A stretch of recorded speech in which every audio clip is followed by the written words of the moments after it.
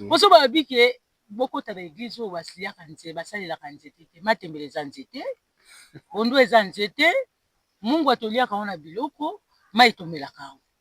nyonso wana nzambe nde muta asala ata kisi oyo ave kota na pharmacie bandaka basala na banzete somona te bazokenda kobunga bazonga na mpambo oyo ya nzela tobongela lufutu kafa na mpambo to avilila nga naza mokongo mpe soki yo toza nanu tokende bana biso antuka banzete wana so molimo epesi mpenza eyebaki antuka soko omeli yango okoyoka sava ata obotaka te o pasi ya ndenge nini o maladi ya ndenge nini so oyepa na biso ozwa solution wana biso ekataka wana publicité to mama sozo nazoloba mpenza makambo oyo nga nazovivre kuna oyo mpe nazomona publicité te soki oza na tembe oyepa na biso siko oyo te koloba na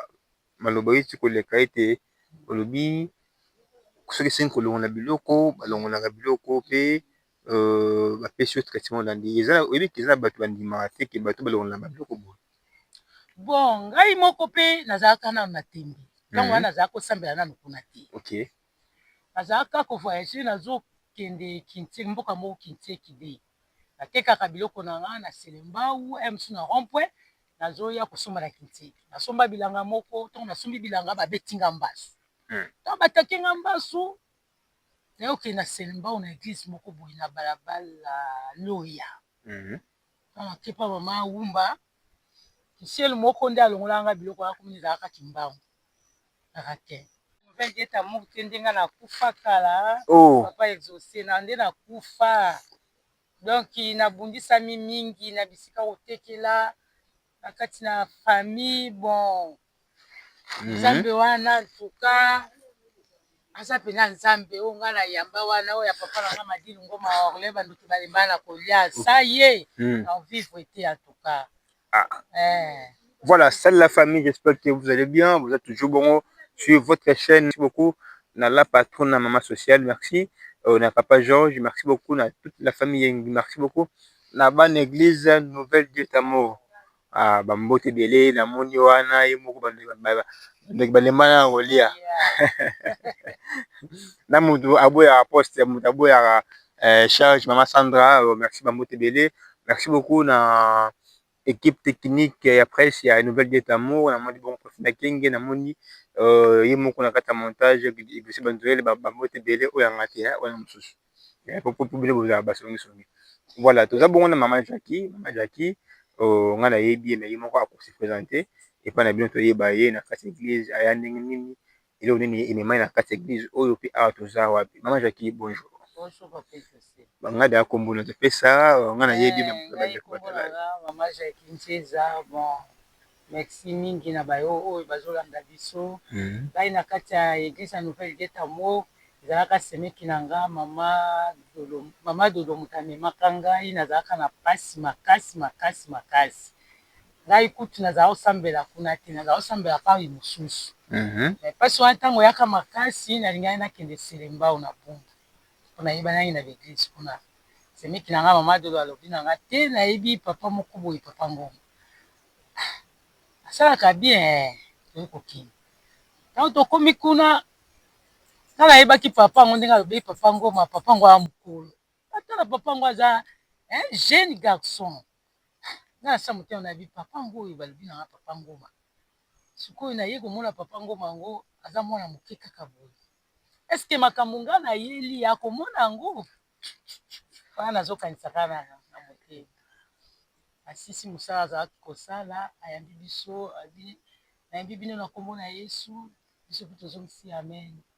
tokanga miso tokangaki miso tobondelaki abandela ye nga profesi en tout cas makambo nyonso alobelaka nga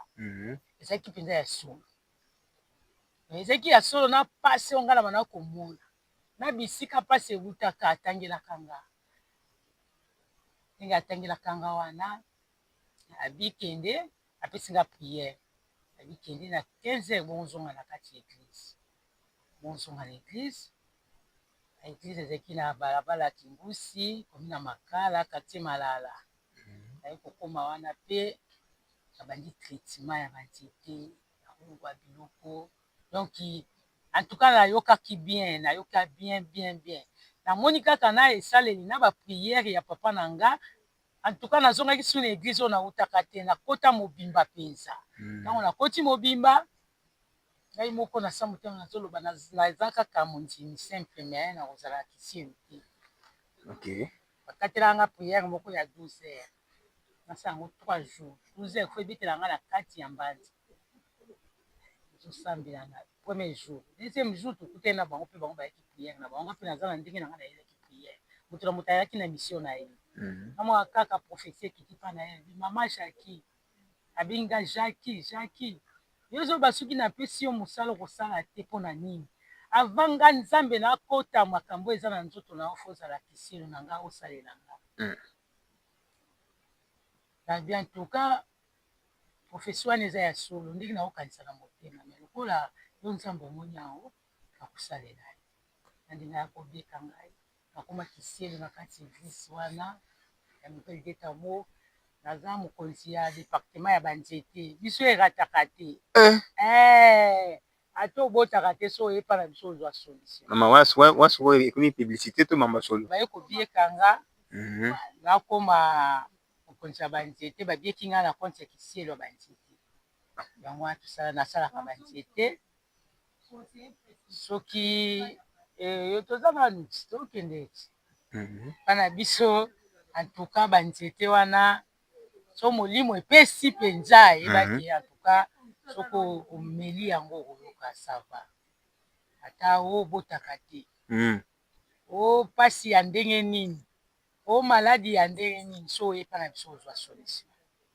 mpana biso ekataka ma wana publicité to mama sozoloba nazoloba mpenza makambo oyo ngai nazovivre kuna oyo mpe nazomona publicité te soki oza na tembe oyepa na biso siko oyete koloba na maloba eti koleka ete olobi soki esengi kolongola biloko balongolaka biloko mpe bapesi yo traitement olandi oyebiki eza na bato bandimaka te ke bato balongolaka babiloko boye bon ngai moko mpe nazalaka nano na tembe ntango wana nazalaka kosambela nano kuna te nazalaka kovoyage nazokende kintie mboka moko kintie kide natekaka biloko na nga na selembau msu na rompwe nazoya kosomba na kintieki nasomba bilanga moko ntango nasombi bilanga babetinga mbasu ntango batakinga mbasu nayokende na selembau na eglise moko boye na balabala loya ntango nakepa mama awumba kisielu moko nde alongolanga biloko akomi ezalaka kimbangu kaka te ntango alongoli mpasi nazalaka na mpasi makasi donc sesiki mbongo nyonso nakenda batekela bakoni esilaka nango na traitement wana balongoli esili nayoki sava ntango sikoyo nazongi lisusu na kintieki yango bisika na bana osomba bakoni mpona direction na biso ezalaki na kisasa me parosi mosusu ezalaki na kintieki nakomi kuna ake kozwa luni ya kusu nakomi wana isielu moko atali ngai mpona nini yo ozoloba biloko obanda kondima biloko oyo balongolaka te nzoka esalaka mpasi boye banda lelo na ntimi yango donc nga moko nanu nazalaka kondima te me mokolo bataka nga nake na eglize moko balongoli ngango na eglize na bana osambela bisika na ndimaki biloko ezali ngai moko mpe tinde nakotaka na eglize ya nouvelle dieta mo bataka nga na wenzi bisika kotekela awa exploite na mokongo kaka ndenge visionnaire abikolaka bandi kolongolanga biloko na stisi oyo nakoma bien donc nakoma bien biloko wana ezalaka ya solo bandoki nde bato babetaka bato me koma eloko babeti na molimo bakelongo na bamoto boye oyo ondimisa yango funa ndima yango. Voilà la famille, j'espère que vous allez bien. Merci à la patronne, à ma maman sociale. Merci à toi, merci beaucoup. À toute la famille Yengi, nous avons bon Alex Kabakaba, na Kacha Mboka de Tanga Kombote. Merci beaucoup à toi, Reti Yengi. Oh, merci beaucoup. Nous avons Nyon au Bolinga Kedusi, Banzolele. Merci beaucoup. Sans oublier Banzolele Télévision qui ne peut qu'on s'abonner. Rosal avant, madame Maman. Ote Kolobaï Théozali, Mokonja, département ya Banzete. Te banzete yango ezalaka na inconvénient te na banzoto bato depuis obandi kosala banzete déjà combien de ans? Bon depuis na bandi kosala banzete C'est déjà banda 2018. Depuis 2018. Nani ratate en tout cas. Ok. Ngai moko nanu na mela nanu banzete na meli banzete molimo commandé ke mela banzete na mela banzete maladi boya na yoka bien. Tu vois même que moté mesanga ko vimba na biloko batakaka nga mais donc meli banzete na yoki. Est-ce que maman nayebi te mosala moko boye oyo obanda kosala te sibitima bayeba poni yo maîtrise ya banzete wana to makasa wana ozwa yango ndenge nini? Bon, maîtrise ya banzete wana to makasa wana nazwa yango ndenge nini po nasambela baeglise mosusu namona te ke visionnaire moko boye to mokambi moko alakisanga mais ezalaki elembo banda kala po ezalaki mpe soki nalali na vi ndo toyebaki eza ya solo ezalaki mpe ya mosusu nakomona moto azobela motu boye na bie buka boye ntango oya nango nasali yo oyokisa va ntango nakoti siko na nouvelle geta moko loko ezalaki elembo na nga nzambe atia papa na nga molimo madili ngoma orle bandeko balima na kolia abiaki ngai ala akomi mpe kolakisa nga ke oyo eza boye oyo eza boye oyo eza boye. Ok, voilà bino bakambi bolakisa bana mosala te boza baingra te komo moko paster apesa yo na mutuka boza bacolico na mokambi oyo ozobomba mayele nzambe apesi yo olakisa na bana te oza colico po biso papa na biso mpenza ngai mpenza alakisaka nga banzete aformanga mpenza nzete oyo eza boye nzete oyo eza boye e mosusu mokolo ya permanence nanu nakomi te me fo abengaka mama jaki nze eza wapi ye nanu nakomi te me alakisanga banzete nayebi mpenza banzete. Voilà, salut, Dété les rois,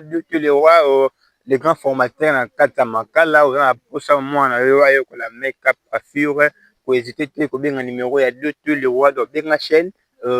et que pesa yo Dété les rois bon sur là pour les mamans les make-up et décoration on a besoin de décorer le la fête na yo on le salle moko boye ça les a bien été on a pour ça ba ya décorer ba pesa salle na yo valeur benga chaîne épisode numéro 2 les rois. Voilà maman Jackie Ndeza batebele bakomi tuna comment bosali mission na mabele boye na chasser bazanga bakiti to nini au juste tout ça wapi. Bon merci mingi papa Exaucé awa toza na mbanzango oyaki grotte mpona bapriere grotte ya ndimba mpona bapriere na mbanzango batebele donc mi grotte misusu bayebi misusu bayebi te grotte yango eza nini mpe eloko nini ekosi bino boye na grotte oyo juste eza ngomba eza ndako to nini domeka mpe koexplike biso grotte yango ezali lokola ndako te ezali lokola bikamusi ya tata nzambe eza libanga wana soki okoti na kati soki oza na bonzambe to okota te mpe kobima te kota te obima te libanga wana soki okei mpe ti ekenda timbana ti angola kaka na kati ya libanga wana eza na bikamusi ya makasi tosepelaka mingi soki toyoki ke programme ebimi ya grotte foto yaka nguya moko ezalaka na kati kuna impossible donc tomonaka mpenza sava ata oza na mbongo te mais fo osala kaka tu oluka mbongo ya transport oya na grotte pase journée na ndenge ya priere tomonake nzambe wana asala bikamusi mpe biso toza lokola badescendant ya mfumu kimbangu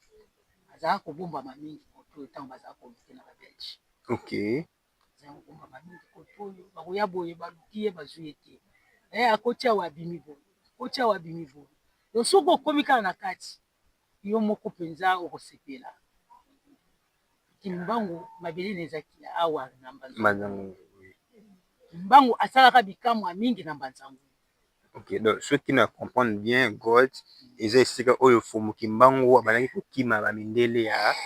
koluka ye balingai bayeba nini oyo eza na kati ya motu ya tata oyo nini oyo eza na kati ya nzoto ya tata oyo tata wana kaka oyo alataka liputa wana.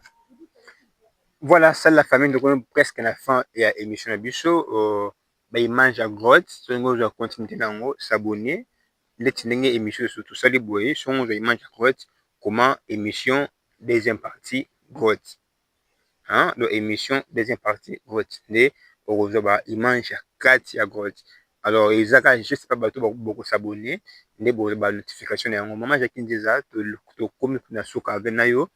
éviter liloba na yo pe bandeko oyo bandimelaka baeglize mpe balongo te baeglize balongo na biloko te baeglize banzete te liloba na yo ekoki kozala nini epai na bango en plus 2-3 personnes mbote na famille to na kati ya etonga. Bon, merci mingi papa exaucé akoloba boye bato oyo bandimelaka baeglize oyo esali nayebi te ngai mpenza eglize wana kobanda lelo ti lobi na kokota te na gene bango te poso balobi ke bokota na eglize oyo basiliaka nzete basalelaka nzete te matembele eza nzete pondu eza nzete mungu atoliaka ngo na biloko mai tomelaka yango nyonso wana nzambe nde moto asala ata kisi oyo ave kota na pharmacie ebandaka basalaka na banzete somona te bazokenda kobunga bazonga na mpambu oyo ya nzela tobongela luvutu kafa na mpambu to avilila ngana nza mokongo mpenza mama Jackie toliota mingi pesa 2-3 personnes mbote na famille pe etonga na famille mingi ya papa exaucé mbote na bango mingi matono toyambi yango mbote na mama Sako Sandra asepeli mpenza deuxième personnalité ya papa Ngoma. Merci mingi napesi mbote mingi na famille Nzeza mbote ya mama Jackie Nzeza conseiller ya papa Ngoma. Ok. Pesi mbote mingi na église ya Nouvelle Dieu Amour na bisielo nyonso makambi banani en tout cas nzamba mvuluzi kimbango apesa bango makasi tokenda mosala otina suka. Voilà, ezalaki bongo dossier banzolele na kati ya présentation na nsima ya caméra toujours ye na montage toujours bongo. Merci beaucoup na la patronne sociale. Abonnez-vous massivement sur Basse Média Télévision et découvrez de très bonnes choses dans le Seigneur. La chaîne à laquelle nous parlons concernant notre Dieu Jésus-Christ, qui est notre Seigneur et Sauveur. Abonnez-vous massivement, vous ne serez pas déçus. En tout cas, vous allez dessus. Je vous rassure que vous allez dessus. Ici, on parle que de la vérité. On parle que de la vérité. On parle que de la vérité, rien que la vérité. En vérité, je vous l'ai dit, abonnez-vous massivement et vous ne serez pas déçus. En tout cas, beaucoup c'est là parce que yesozo tikala nzambe, yesozo zolokumu, yesozo mata, yesozo tombwama, awa tozo lobelande kombo na Yesu sans flatterie, sans épices et sans soki pilipili na mungwa, mais tozo lobelande bo solo mekati na Yesu. En tout cas, abonnez-vous et vous ne serez pas déçus avec votre humble servante de Dieu, la sœur Priska Mbouzi. Vous ne serez jamais déçus parce que l'Éternel reste roi. Que le Seigneur vous bénisse. À la prochaine.